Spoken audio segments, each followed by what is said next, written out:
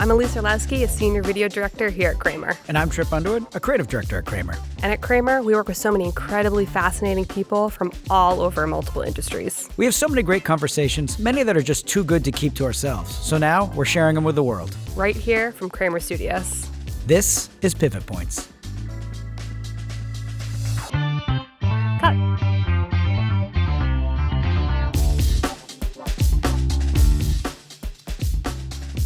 Hi, welcome to another episode of Pivot Points. I'm your host, Tripp Underwood, and I'm joined today by my co-host, Danielle Malvesti, VP of Client Engagement here at Cramer. And today we're going to be talking with Kelly McKee, Vice President of Patient Cloud at Medidata. She's a 20-year veteran of the clinical trial operations and patient recruitment industry. And what that means, basically, is she's an expert at bringing people together for important work, specifically connecting patients and trial participants with the research organizations that are working so hard to cure disease and solve the impossible. And once those connections have been made, she and her team are instrumental in making sure they're as smooth and productive as possible for both parties, because that's what leads to progress. She's been named one of PharmaVoice's 100 Most Inspiring Leaders, a top innovator and leader by both CenterWatch and LifeSci Voice. Kelly, thanks so much for joining us today. Thanks for having me. Awesome. So basically, you're a master at connection and communication, both of which are really important to our audiences. So let's start there. In your opinion, what makes for great communication around a clinical trial? I think there are a couple of things. The first is so many people don't even understand what a clinical trial is or have misconceptions about what a clinical trial is. It's not about being a guinea pig. It's not about handing your body over to science. I like to think of it as being at the forefront of the next great medicine or the next great vaccine. And if we change our mindset around that from thinking that it's a last resort to a first option, then we're really going to open it up to more people. So there's that part. Right. And then there's also the part that people don't even know where to find a clinical trial. There's disparate information in so many different sources. Many doctors don't even know where to point their patients to. And so I think we really have, it's incumbent upon us to get the word out about what a clinical trial is, what it entails, and then where patients can find these options. How does the average participant, if that's even the right word, but how do people usually find out about these trials? Are they alerted to it by a PCP or are they searching for it online? Both. Okay. Ideally, patients want to hear from their physicians. Okay. But fewer than 15% of physicians are involved in clinical research, and many of them for only one time, or they don't know about it. It's not taught in medical school. It's not something that you just, pick up the newspaper. Well, no one picks up a newspaper anymore, but, go on your phone and find it. There's a website called clinicaltrials.gov, which is very cumbersome for both patients and physicians to be able to find opportunities. So while patients want to find out from their doctors that this is an option, many of them are finding out through internet searches or from friends and family or from an advertisement that they would respond to on the T, or for those of you in Boston, or on Google or as an AdWord or on Facebook or Instagram. Okay. And do you think that the misconception around clinical trials has changed over the last, 2 years with the pandemic that's been going on, or has it made it worse? I like to think that it's better. Yeah, same. I was a participant in one of the vaccine trials for COVID, and I talked about it all the time. I talk about clinical research all the time. I talk about it to Uber drivers, and maybe that's why I only have a 4.92 rating instead of a 5, which I guess isn't that bad, but we're all perfectionists, right? And so I think that more people understand that new vaccines and devices and medicines only are possible through clinical trial participation.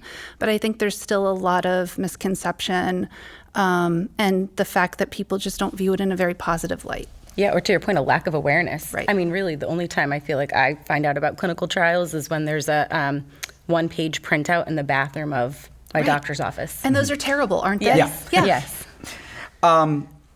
Clinical trials came to the forefront of the natural conversation around COVID at a time when many people could not go to traditional trial sites. Very much what Medidata right in your guys' wheelhouse. But I wonder if you could walk our audience through a little bit of what a decentralized trial is and how specifically y'all at Medidata are working to make those experiences better for everybody involved. Yeah, absolutely. So let's start by talking about a traditional clinical trial. In a traditional trial, a patient or participant. We don't like to use the S word or subject at Medidata. Because patients just don't like it. Yeah. Would have to impersonal. travel, exactly. Have to travel sometimes a great distance, upwards of 2 hours plus, to go to an academic medical center. So think about Mass Gen or Boston Medical Center, the big hubs of medicine in your city. In a big city. Exactly. Already eliminating so much potential Exactly. participants. So taking time off from work, traveling, sitting in a waiting room, signing something called an informed consent, which just goes over the trial and the expectations, et cetera, on paper, getting lots of blood drawn, other procedures, et cetera, and then going home and then coming back. And that could be once or twice a week, once or twice a month, a couple of times a year, et cetera, depending on the protocol. And the protocol is really just like the recipe of a clinical trial, like what needs to happen, what to expect. Steps. Exactly. In a decentralized trial, some of those aspects can be done at home. So think about banking. When was the last time you went to a bank? Oh, yeah. Never. Or even right? an ATM at Years. this point. Well, It was exactly, replaced by the right? ATM, and now Venmo it's on and my everything phone. else, Yep. right? So that's taking some of those activities and doing them on your phone or at home. And that can be done via an app or a website or like a Zoom call or receiving medication delivered to your home instead of having to go to the doctor and getting it. And so when we take any of those aspects that would traditionally be done at the site and we do them at home, that's decentralization. Okay. It's a big word, like a mouthful of a word, but that's what it means. It just means doing some things at home or at the office, but not in the hospital. So a few moments ago, you mentioned that you yourself had been a participant in a clinical trial. And I'm just curious as to what it's like to be on that side of the glass, so to speak. What was your experience like?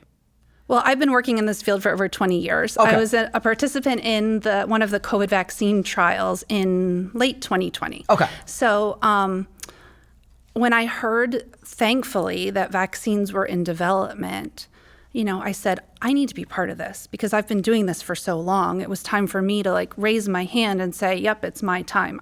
I don't think it's right to ask people to do something that you wouldn't do yourself. Fair. And so, but it was hard. It was hard to find a trial. I went on clinicaltrials.gov, which we talked about a little bit before. Impossible to find a site. I heard on the news that Boston Medical Center was running one of the trials. I have friends who work there. I called a friend. And it was like 7 steps for me to even get to be able to email the doctor at the site to get in. Inefficiency again. Exactly. Wild inefficiency. And I've been doing this forever. If it's that hard for me to do it, Right. how hard is it for everybody else?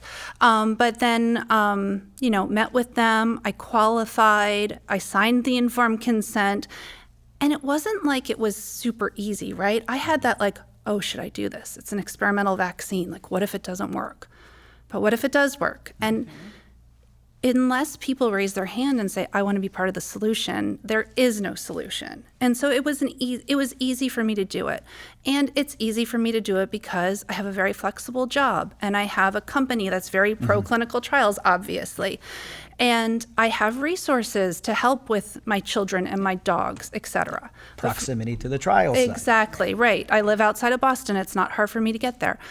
But for so many other people, it is hard. And so participating was a really eye-opening experience. So even though I've been doing this forever, I hadn't been a participant.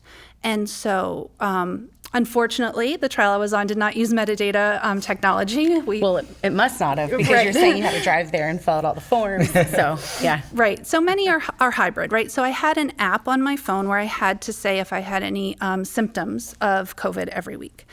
And this app was just terrible. Oh, okay. The grammar was terrible, and I know a lot of people aren't grammar sticklers, but I am. I was Tripp can relate too. Well, and we also we're talking about this idea of it's confusing. Yeah. Bare minimum for non-confusing conversation. Right, and you're so educated in this area. Imagine somebody who's not. Yeah, exactly. Right. I would get notifications when I didn't need them. I wouldn't get notifications when I did need them. At one point, I wanted to, and it was on my own phone, right? So I had the option, which was great, of getting a provision device or my own phone. I chose my own phone. I'm a one-phone kind of girl. I wanted to throw my phone against the wall. And I had to convince myself, no, this is important. But again, to your point, if I didn't know, it'd be so easy for me to say, don't want to participate anymore. Right. Yeah. And so at Medidata, one of the things that we're really passionate about, for lack of a better term, is making the experience a good one. Yeah. So all of our technology solutions are developed with patients, and we test them out with patients. So the shoes you're wearing were on someone else's feet when they were designed, right? You wouldn't just put a pair of shoes out. Not your exact shoes, but you yes, know what I got you. mean. Yeah, the prototype. But in clinical trials and in clinical trial technology, so many just are pushed out without being used on real patients first. And one of the things we're so proud about at Medidata is that we involve patients in the design of all of our patient-facing solutions. Like any industry, if the UX is terrible, you're going to run out of Exactly. potential customers, Right. partners, whatever it is Totally. you're looking to go. So that idea of to spend all this time, research, and honestly money on creating something and then spend zero effort in trying to help people navigate to said thing. Or reduce their friction in Yeah. their experience. You talked a little bit about explaining these concepts or the communication of poor grammar and then lack of properly explaining either what's happening, what people can expect. I mean, there's a certain, I'm not sure if risk is the right term, but explaining to everyone what is going to be happening, what they can expect here, and here, sounds to me like is also lacking. Is that like a form of health literacy and or this idea of the medical and research communities at large need to do a little bit better job about explaining exactly what it is they're doing to the general public?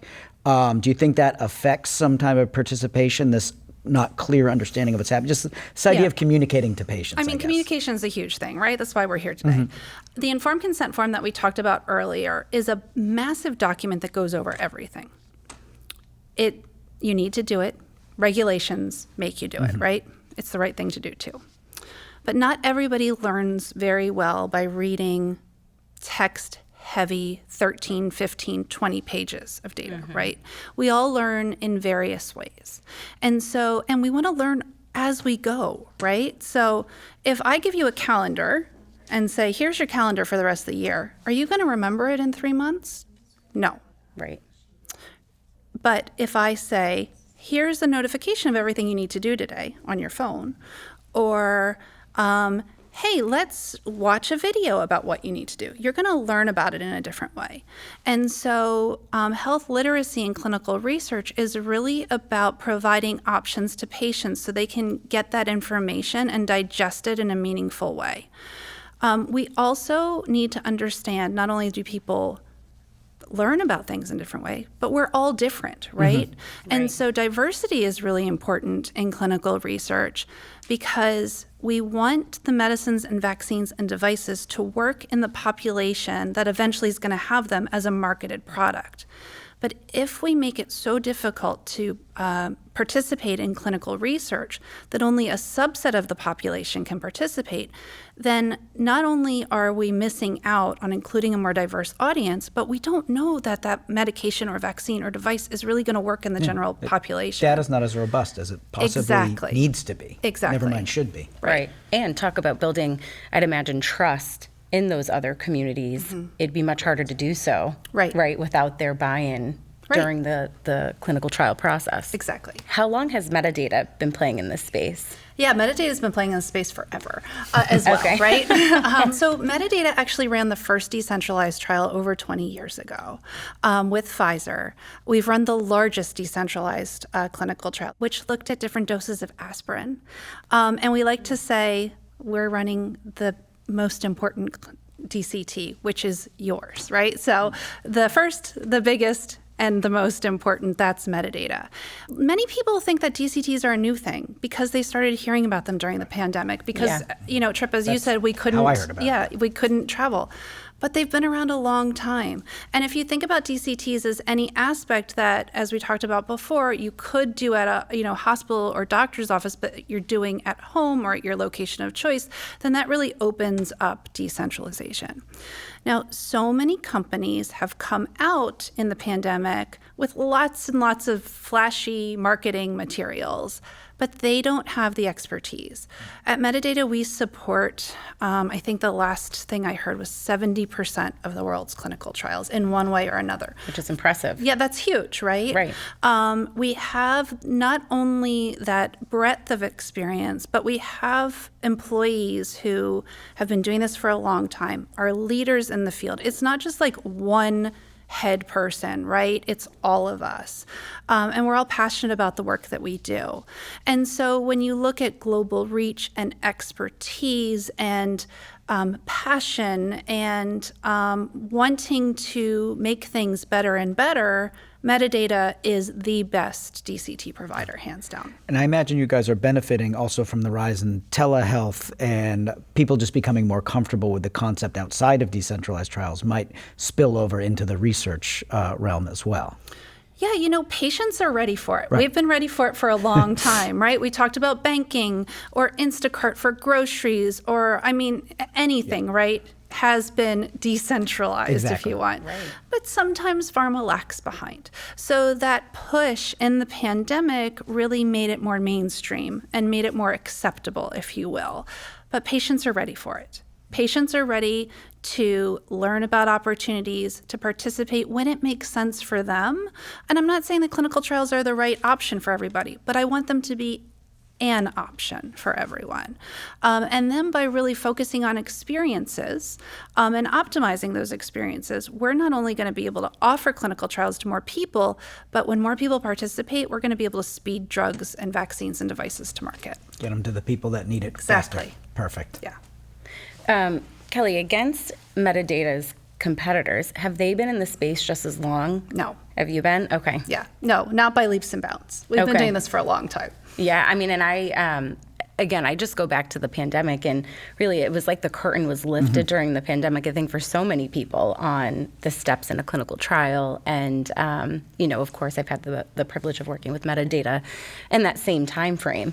And so it really is phenomenal of the steps that Medidata is taking in this space, which makes me feel a lot of trust around the space that I really knew nothing about prior to the pandemic. So I imagine others are in the same boat. Yeah, absolutely. So it's about having that expertise and that breadth of knowledge. But it's also about focusing on patients, sites, and sponsors. All three are super important, and you can't do research without them, right? And so when we look at things from the perspective of those three stakeholders, you're really able to optimize experiences and just make it a better situation for everyone. So many people think, oh, innovation is like two guys in a garage. It's not. Well, maybe for Apple. Maybe a million years ago. In the healthcare space, a little different. Exactly. Yeah. Clinical research is a heavy regulated industry for a very good reason. Yep.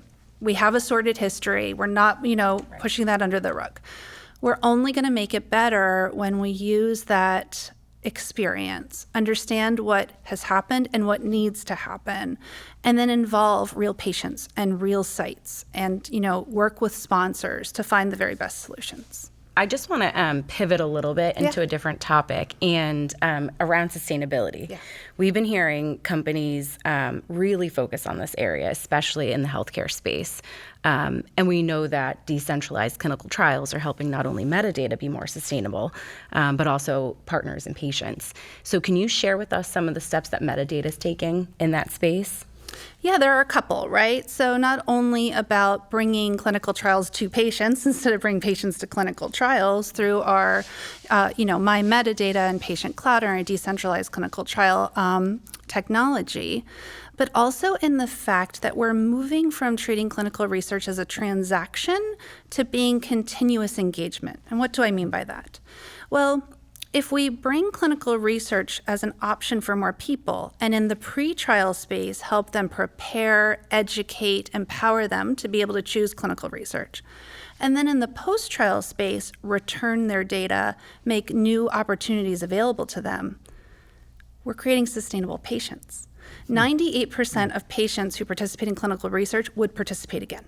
They have pretty good experiences. Wow. We can always make them better, right? But pretty good experiences. But yet they're never asked to participate again. So we're missing out on that entire pool of patients who could be re-engaged. They already know that they like clinical research. They already know sort of, what to do, what it's all about. But yet, because clinical research is pretty much a transaction, they're discarded. So if we think about sustainability outside of just the extra devices or, gas to get to your trial site, and really think about it holistically, then clinical trials can be sustainable by continuing to engage people. That's really interesting. I never looked at it that way, but it kind of reminds me of some of the work that we've done with the pharma client that we have, really around building a community to help those with an illness better adhere and giving advice to the community. And so, it kind of shed some light on me, especially as we look through the pandemic and, how many of those people, to your point, that participated in a COVID vaccine trial are actually being engaged now that they've received the shot and helping to inform the community or build awareness. And I haven't as part of my clinical trial. I just do it on my own. But yeah, it's a missing piece. And I think it goes back to what Kelly said earlier, is treating participants as people. Yeah. It's not thinking of people as subjects, transactional. That's really right. kind of remembering this holistic idea of the people participating in said trials are people first and foremost, patients next, and the idea that they can be reached out to, they can be engaged better, and anything we can do to make their experience better, it's better for the research, it's better for the sponsors of said research, and it's better for the population in general because we have more robust data to create the medicines and therapies that we all need. Great. Well, this has been super helpful, Kelly. Thank you so much for joining us. This has been another episode of Pivot Points. I'm Tripp Underwood, and we'll talk to you soon.